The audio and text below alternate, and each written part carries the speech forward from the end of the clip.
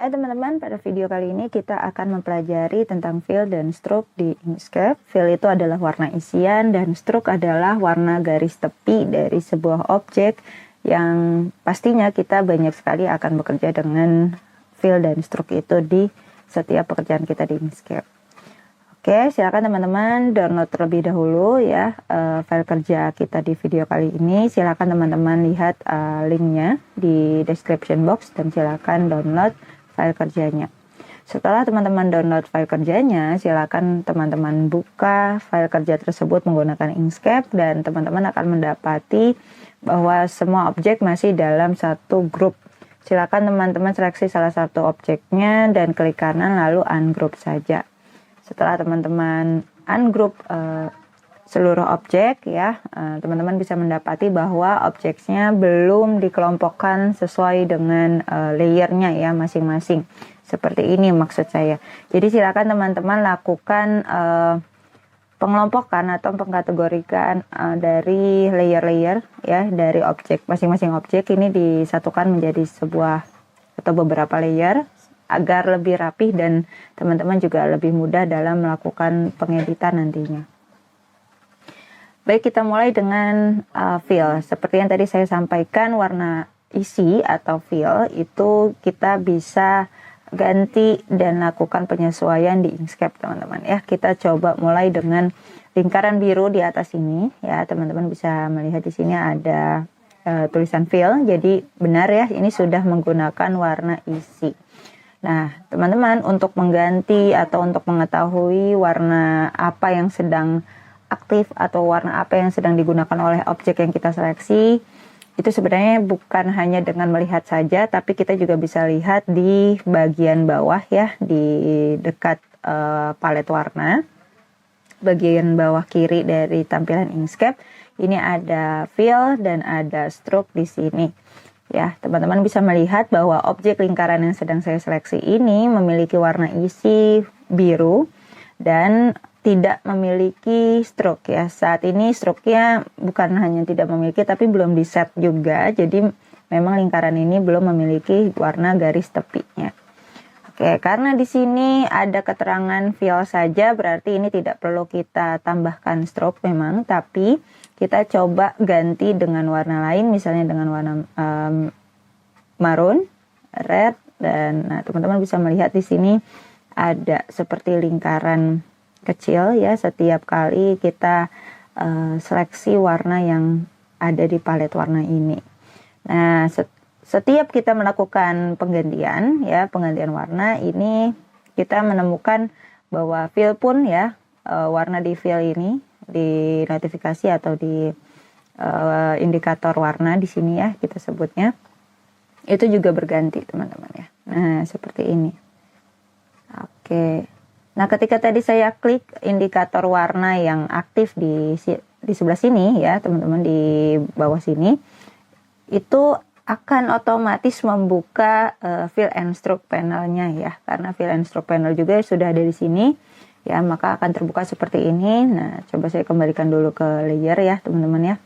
Nanti kita akan bahas lebih lanjut lagi. Kemudian untuk lingkaran yang ada di sebelah lagi ya, yang lingkaran warna merah, kita bisa melihat keterangannya adalah membuat stroke atau outline, sehingga teman-teman bisa merubahnya ya dengan tidak mengaktifkan warna. Nah, bagaimana nih cara untuk tidak mengaktifkan warna atau tidak memberikan warna isian, alias warna isiannya mungkin kosong ya, tidak ada warnanya. Ataupun sebaliknya, misalnya stroke-nya yang tidak ada seperti unset ini bagaimana gitu ya teman-teman ya. Nah, di Inkscape teman-teman untuk tidak mengaktifkan sebuah warna isian atau tidak memberikan warna isi itu cukup dengan klik di sebelah sini ada warna putih dengan silang merah atau none ya, teman-teman tinggal klik kiri saja seperti ini. Nah, itu bukan hilang, bukan terhapus lingkarannya, melainkan hanya tidak ada warna isian. Kita akan menggantinya dengan garis tepi saja ya. Jadi untuk garis tepi silakan teman-teman pilih dulu ya di sini warna merah misalnya ya. Klik kanan lalu set stroke ya. Nah, kok tidak terjadi apa-apa ya karena memang di Inkscape ini defaultnya ukuran dari ketebalan stroke itu masih 0 poin ya, alias tidak ada ketebalan. Sehingga teman-teman silakan pergi ke Fill and Stroke panel. Kalau belum ada, seperti biasa teman-teman buka drop down di sini, lalu buka Fill and Stroke-nya. Ya, Fill and Stroke-nya silakan dicari lalu dibuka jika belum ada. Nah, kalau sudah ada seperti ini, teman-teman langsung buka saja di bagian, ada tab lagi ya. Jadi Fill and Stroke, kemudian ada tab lagi di bawahnya ada Fill, ada Stroke Paint, ada Stroke Style. Nah, di Stroke Style, teman-teman silakan ganti white-nya. Sebentar, ini satuan ukurnya juga bisa kita ganti ya teman-teman ya. Kita ganti ke point, kemudian kita ganti white-nya di sini menjadi 3. Enter. Nah, itu sudah muncul ya teman-teman. Setiap teman-teman lakukan perubahan ukuran di white ini tentunya akan mempengaruhi ketebalan dari garisnya. Oke, jika sudah, ya ini cukup ya teman-temannya. Mungkin warnanya jadi warna marun ya. Klik kanan lalu set stroke ya. Untuk mengaktifkan stroke atau garis tepi warnanya itu kita perlu klik kanan dulu ya teman-temannya. Klik kanan lalu set stroke-nya. Dan teman-teman bisa lihat di indikator stroke dan fill-nya ya. Fill ini none alias tidak ada warnanya, kemudian stroke-nya ini berwarna marun seperti itu. Jika sudah, teman-teman bisa beralih ke lingkaran kuning. Di sini ada keterangan dashed line. Nah, dashed line ini apa? Ini adalah garis putus-putus sebenarnya teman-teman ya. Jadi kita selain membuat garis yang solid seperti ini atau utuh, kita juga bisa membuat sebuah garis yang putus-putus dengan sebutan dashed line. Nah, teman-teman silakan. Ini mungkin kita perlu hapus nanti ya untuk fill-nya ya. Seperti biasa kita klik aja di none seperti ini. Ya, berarti kalau misalnya stroke juga tidak mau ada garisnya, teman-teman klik kanan dan set stroke-nya di sini ya, teman-teman. Oke, kita lanjut dengan memberikan stroke warna stroke-nya itu kuning. Nah, kembali lagi ya, defaultnya setiap kita mengaktifkan stroke pada sebuah objek itu belum ada ketebalannya. Nah, jadi teman-teman bisa lakukan atau penggantian seperti ini. Oke, mudah-mudahan terlihat ya teman-teman ya warna kuning, garis kuningnya atau outline kuningnya. Kemudian bagaimana cara menjadikannya putus-putus, teman-teman bisa aktifkan di sini ya, diklik drop down dari dashes-nya. Nah, teman-teman bisa klik, kemudian teman-teman pilih yang mana jenis garis putus-putusnya ya, patternnya teman-teman pilih di sini. Oke, teman-teman bisa ubah di sana, kemudian di sini teman-teman bisa melihat apa yang akan berubah jika kita tambahkan. Ya, ini kerenggangannya sepertinya teman-teman. Nah, seperti itu. Oke, ya ini untuk dash line-nya bisa kita ganti-ganti jenis atau style dari garis putus-putusnya. Oke, jika sudah, teman-teman sudah bisa mengenal bahwa di Inkscape memiliki fitur untuk mengganti warna stroke-nya, dan juga bisa mengganti jenis dari garisnya menjadi garis putus-putus. Baik, kita beralih ke bentuk selanjutnya. Di sini ada persegi-persegi ya, teman-teman. Ada persegi biru, merah, dan kuning. Dan ini sebenarnya adalah pengenalan dari join ya, teman-teman ya, join corner. Jadi setiap objek yang memiliki sudut atau seperti persegi ini ya, ini kan memiliki 4 sudut. Ya, objek ini memiliki corner berarti ya. Nah, setiap sambungan atau cornernya, sudutnya itu memiliki jenis teman-teman ya. Di sini ada meter, rounded, dan bevel join corner. Oke, teman-teman bisa kita lihat masih di stroke style ya. Di sini kita akan mengganti join cornernya menjadi meter. Oh iya, yang aktif sudah benar meter. Ya, jadi meter ini bentuk sudutnya benar-benar juga meter ya teman-teman, jadi lancip seperti ini. Kemudian kalau jenis-jenis yang lain ini seperti yang digambarkan di ikonnya. Round ya berarti dia agak melengkung, ada agak tumpul. Nah, kemudian ada bevel di sini seperti terpapas ya teman-teman ya. Lancipnya itu terpapas, tidak melengkung, tidak juga lancip. Jadi terpapas seperti ini saja ya, terkesan seperti sisi trapesium.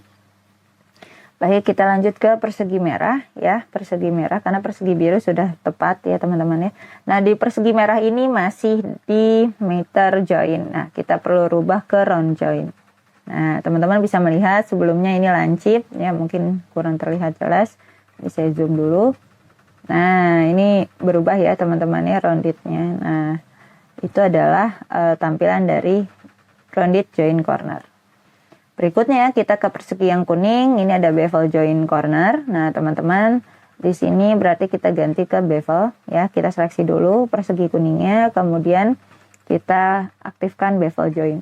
Nah, ini juga mungkin kurang terlihat. Kita coba zoom dulu ya. Sebelumnya masih menggunakan meter, kemudian kita klik bevel. Nah, ini seperti ini. Jika sudah, kita beralih ke line stroke ya teman-teman ya, atau perataan garis dari sebuah objek, garis tepi. Oke, kita ke segitiga siku-siku berwarna biru ini ya teman-teman. Line stroke-nya ini mungkin kalau di sini ya, di Inkscape ini tidak bisa kita atur sebenarnya ya, karena align stroke-nya ini bisa kita atur di Illustrator teman-teman ya. Jadi secara default saja memang di Inkscape ini kita hanya bisa mengatur sampai ke join cornernya ya. Jadi bukan berarti ini sebuah kekurangan ya, memang hanya sampai situ fiturnya ya. Jadi kita tidak bisa mengatur align stroke dari sebuah objek ya. Mungkin teman-teman bisa lihat video di pembelajaran Inkscape dan Illustrator di playlist saya ya. Di sana jelas ada sebuah perbedaan antara Inkscape dan Adobe Illustrator, di mana perihal stroke itu di Adobe Illustrator masih bisa diatur sampai align-nya atau perataan garis dasar dengan stroke-nya seperti itu. Oke, jadi kita skip saja ya teman-teman ya, align stroke to center dan align stroke to inside dan align stroke to outside-nya seperti apa. Baik, kita lanjut saja ke cap ya teman-teman ya. Kalau tadi sudut dari setiap objek kita bisa atur stylenya, nah untuk ujung sebuah garis pun kita bisa atur bentuk stylenya ya. Jadi kita coba seleksi garis yang ada di sebelah sini ya. Ini ada garis warna biru, lalu penjelasannya di sini adalah butt cap. Nah, di sini kita lihat apakah sudah butt. Oke. Jadi butt cap ini benar-benar garisnya itu ya rata saja ya teman-teman ya, tampilannya sesuai dengan garisnya rata. Kemudian di sini ada round ya, kita seleksi dulu garis merahnya. Nah, kita ganti dulu, ini masih di butt cap, kita ganti ke round seperti namanya ya, ini round cap. Berarti ujung garisnya itu akan berbentuk round. Nah, kita beralih lagi ke yang terakhir, di sini ada garis kuning, ini projecting cap ya, kita aktifkan di sini. Ini sebenarnya adalah istilahnya square cap ya teman-teman ya. Jadi ini perlu diganti saja jadi square. Apa bedanya dengan cap butt ya atau butt cap? Nah teman-teman, ini kalau kita lihat di sini, ini tidak tepat persis di akhir garis, melainkan teman-teman itu agak sedikit berbeda ya, agak sedikit maju sedikit gitu dari si garis akhirnya. Nah, teman-teman bisa coba praktikkan nanti ketika sudah membuat garis ya teman-teman ya. Ini masih menggunakan file kerja yang saya sediakan dulu. Baik, sampai situ dulu teman-teman untuk pembelajaran fill and stroke. Semoga ini menjadi gambaran dasar dari fill dan stroke yang akan sering teman-teman melakukan atau gunakan di setiap pekerjaan Inkscape. Terima kasih semuanya, sampai ketemu di video selanjutnya.